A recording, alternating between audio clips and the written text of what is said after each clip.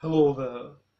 The Shape of Water is directed and co-written by Guillermo del Toro, the director of Blade 2, and stars Sally Hawkins, Michael Shannon, Richard Jenkins, Doug Jones, Michael Stuhlbarg, and Octavia Spencer. It has grossed nearly $75 million at the worldwide box office and has earned 13 Academy Award nominations. The story is set in the 1960s, and we have Sally Hawkins, who works as a cleaner at a government facility and encounters this humanoid amphibian hybrid that's being experimented on, and the two form a bond.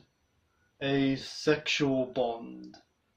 It's hard to say which part of this movie I enjoyed the most. I guess that I'll do this one in categories. The acting, particularly that is between our two romantic leads, is great. Neither can talk, so they communicate through their body language. So their romance takes time, and they have to sell without saying a single word to each other. And it really works. There's also this big showy scene between the two of them. That's a homage to something, and they're allowed to do it.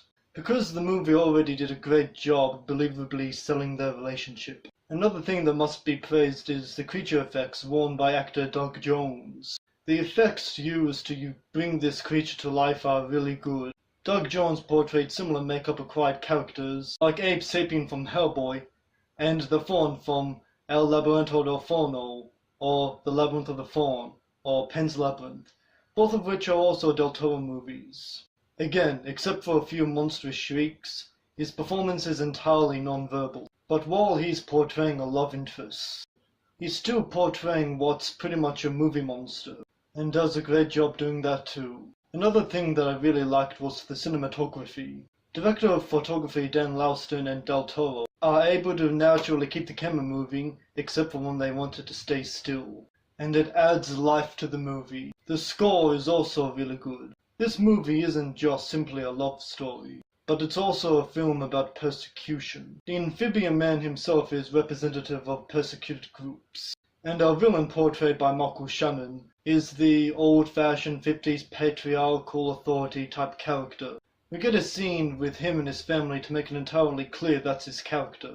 The film also examines the lives of characters who are part of groups that were, or in many cases, still are being persecuted. Yeah, things have gotten better, but come on, humanity, we still have a lot of work to do. It's also a very violent movie.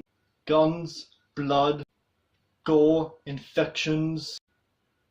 Hey, fairy tales are much more violent than you remember. The only complaint that I have is in regards to the last minute of this movie. It doesn't ruin the movie by any means, but a lot of people, I think, will be scratching their heads. But if you're going to take anything away from this review, let it be that The Shape of Water is great. Everything comes together spectacularly. The acting, the score, the effects, the cinematography. This is one of 2017's best movies, and is probably going to win the Best Picture Oscar. Sorry, Get Out, but at least you were nominated. Unlike an equally deserving movie. Seriously, Academy, you're snubbing fucking Logan!